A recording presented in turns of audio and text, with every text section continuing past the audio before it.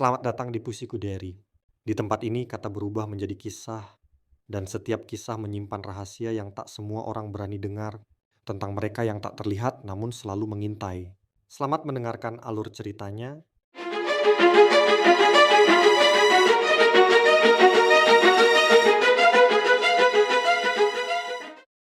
Kalau kalian berdiri di depan bangunan tua rumah sakit Darmo saat malam hari, ada satu hal yang pasti kalian rasakan, bukan takut.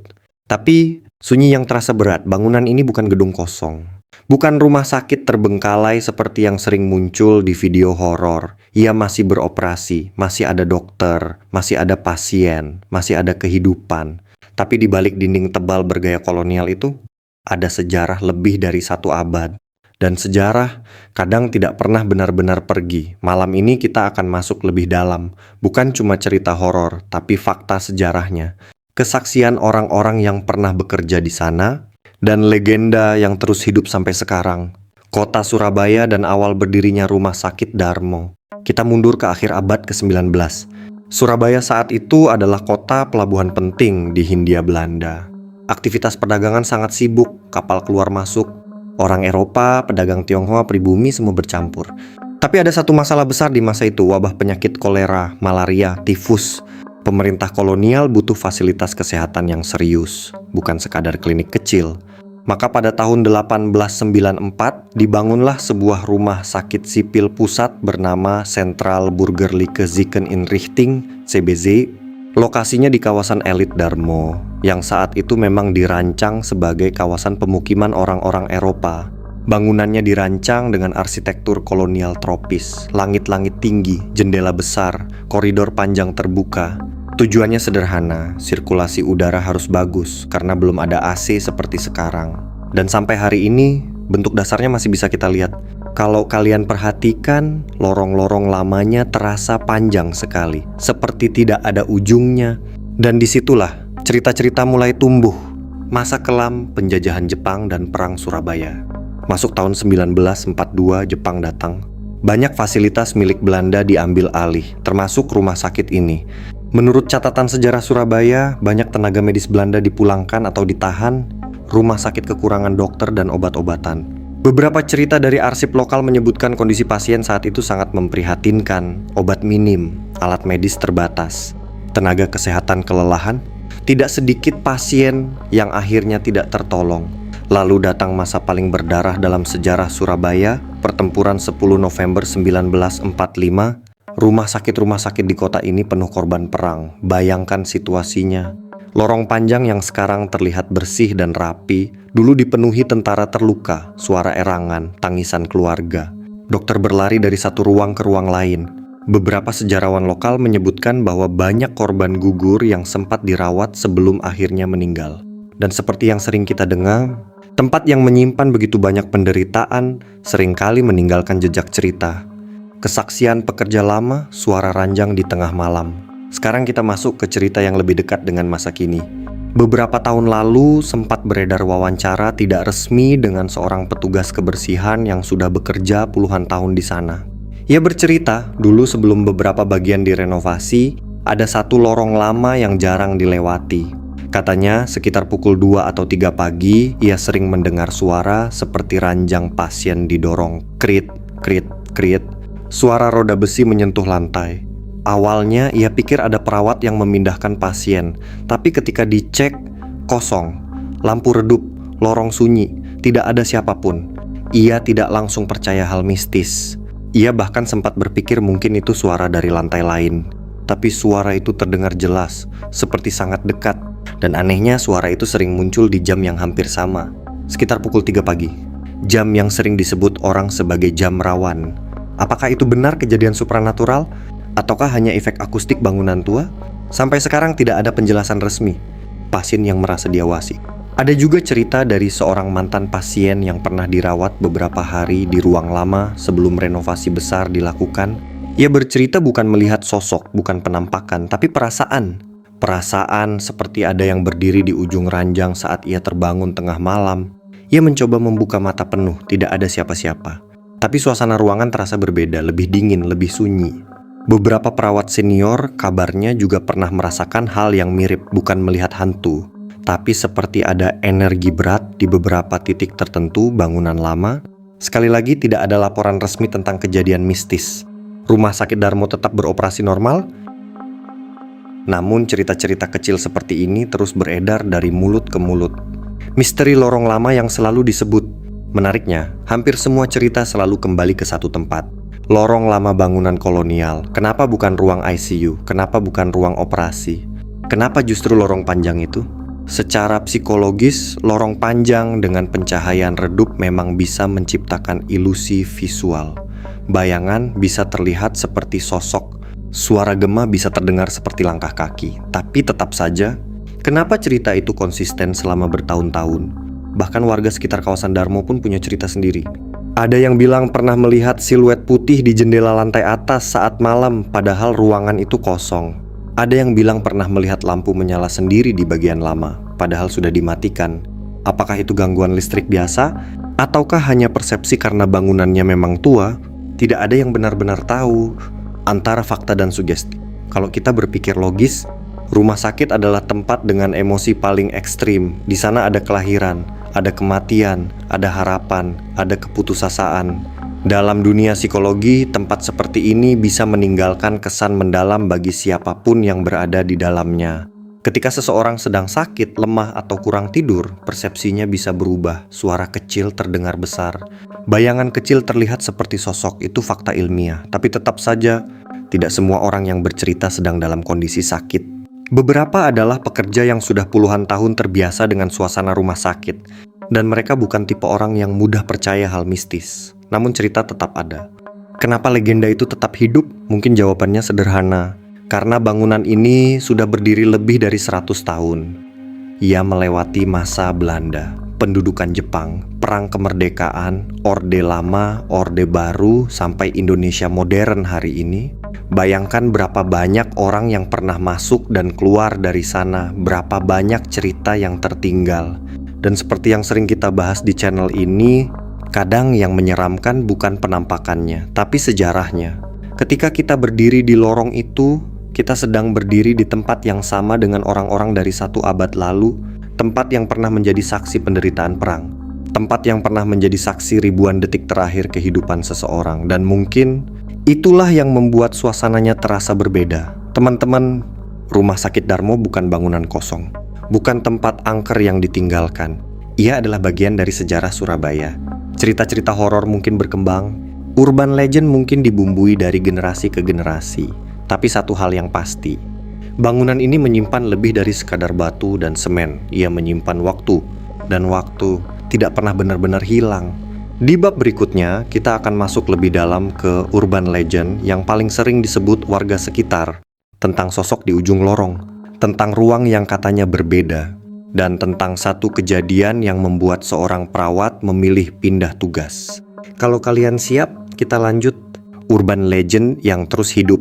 Bisikan dari balik dinding tua, teman-teman. Kalau di bab pertama kita bicara tentang sejarahnya, tentang fakta berdirinya rumah sakit Darmo, tentang masa kolonial, tentang perang. Karena ada satu hal yang menarik, bangunan ini tidak pernah kosong, tidak pernah benar-benar ditinggalkan, tidak pernah resmi dinyatakan angker. Tapi kenapa ceritanya tetap ada? Cerita perawat shift malam. Di dunia rumah sakit, shift malam adalah hal biasa. Jam 11 malam sampai jam 7 pagi, jam-jam ketika kota mulai tidur. Dan rumah sakit terasa berbeda. Seorang mantan perawat yang pernah bertugas di bangunan lama pernah bercerita, ini cerita yang beredar di kalangan tenaga medis, bukan berita resmi. Ia bilang sekitar pukul 2:30, suasana sering berubah drastis, lorong terasa lebih dingin, padahal AC tidak berubah. Ia pernah berjalan melewati koridor lama sendirian, membawa map rekam medis. Dan saat itulah ia mendengar suara, bukan suara keras, tapi seperti langkah kaki mengikuti tok, tok, tok. Ia berhenti, suara itu ikut berhenti, ia berjalan lagi, suara itu muncul lagi, refleks ia menoleh.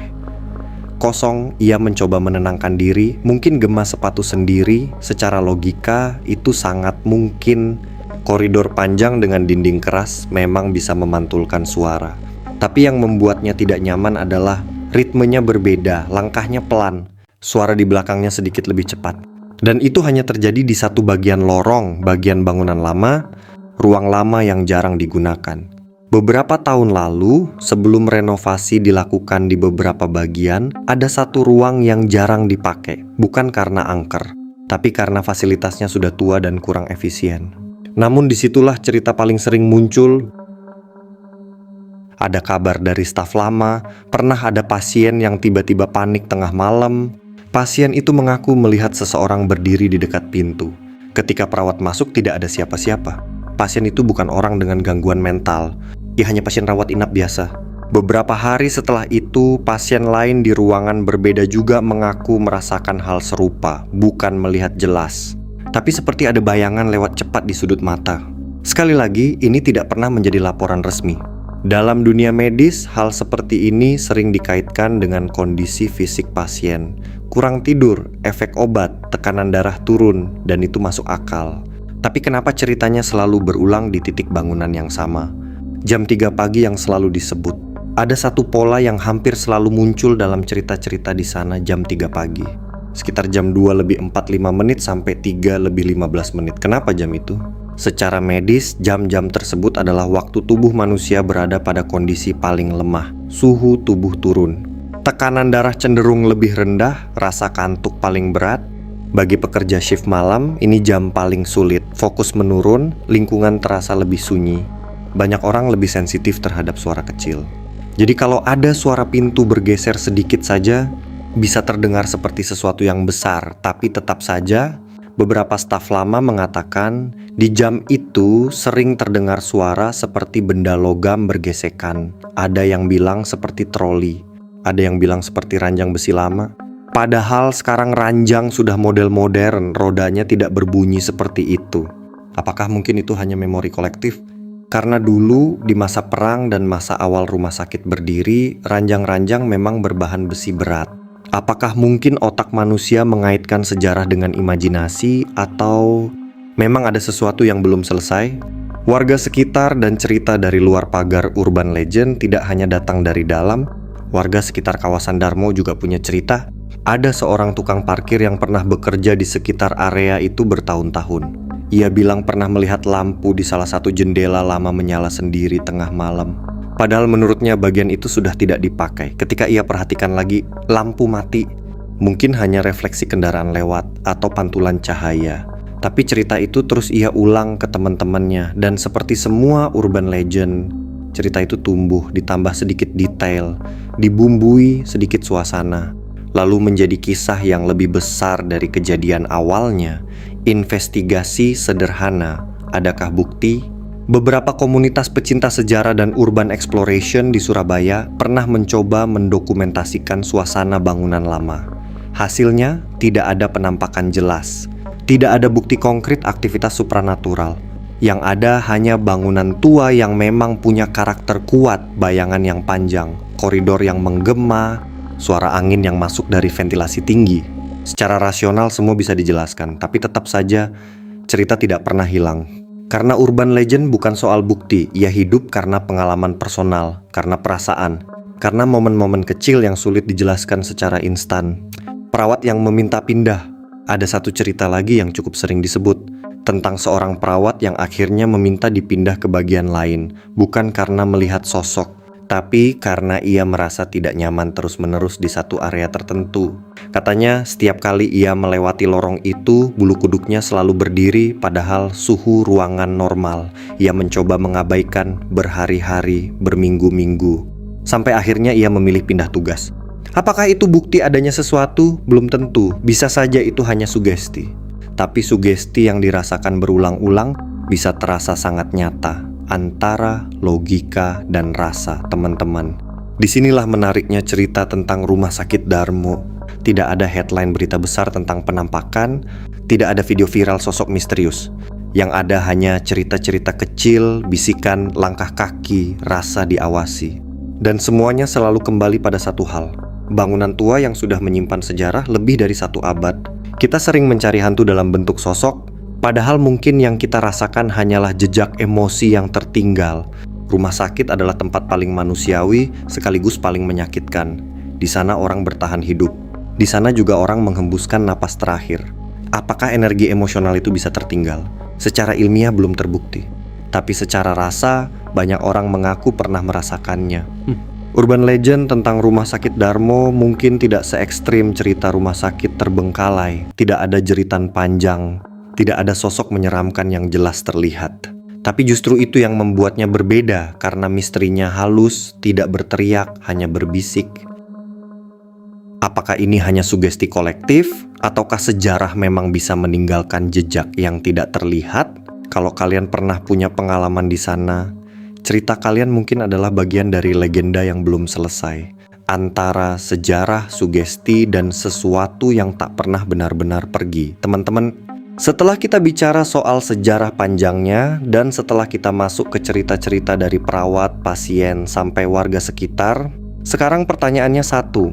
Sebenarnya, apa yang terjadi di rumah sakit Darmo? Apakah ini benar tempat yang dihuni? Atau hanya bangunan tua yang terlalu banyak menyimpan cerita? Tempat yang menyaksikan ribuan detik terakhir. Coba kita lihat dari sudut pandang yang lebih tenang. Rumah sakit Darmo sudah berdiri sejak 1894, artinya lebih dari 100 tahun. Bayangkan berapa generasi yang pernah masuk ke sana, anak kecil yang lahir, ibu yang berjuang melahirkan, tentara yang terluka di masa perang, pasien wabah di masa kolonial, keluarga yang menangis di ruang tunggu. Rumah sakit bukan tempat biasa. Di sana, emosi manusia berada di titik paling tinggi. Harapan dan ketakutan bercampur jadi satu. Dalam dunia psikologi lingkungan, ada teori sederhana. Ruang yang menyimpan pengalaman emosional kuat bisa membekas di ingatan kolektif. Bukan berarti ada energi gaib, tapi manusia yang datang setelahnya bisa merasakan suasana berbeda. Dan bangunan kolonial tua seperti rumah sakit Darmo punya karakter yang sangat kuat, dinding tebal, ventilasi tinggi, lorong panjang dengan cahaya redup. Suasana seperti ini secara alami bisa memicu rasa tidak nyaman. Penjelasan logis yang sering terlupakan. Banyak cerita tentang suara ranjang besi, padahal ranjang sekarang sudah modern. Tapi kita sering lupa satu hal penting.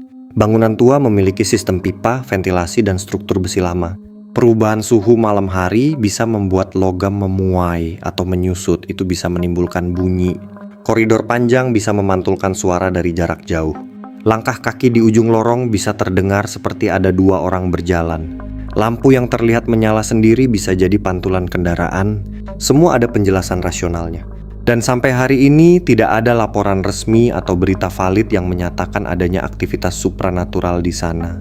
Rumah sakit ini tetap beroperasi normal, tetap profesional pun terawat, dan menjadi salah satu rumah sakit swasta bersejarah di Surabaya. Lalu kenapa ceritanya tetap ada? Karena legenda tidak butuh bukti, legenda hidup karena diceritakan. Seorang perawat merasa diikuti, ia bercerita ke temannya. Temannya bercerita ke keluarga, lalu ditambahkan sedikit detail. Lama-lama cerita itu jadi kisah turun-temurun. Apalagi Surabaya adalah kota dengan sejarah perang yang kuat. Pertempuran 10 November meninggalkan trauma kolektif besar. Rumah sakit saat itu penuh korban. Dan memori sejarah itu tidak pernah benar-benar hilang. Bisa jadi ketika seseorang berjalan di lorong lama rumah sakit Darmo, yang ia rasakan bukan hantu, tapi bayangan sejarah.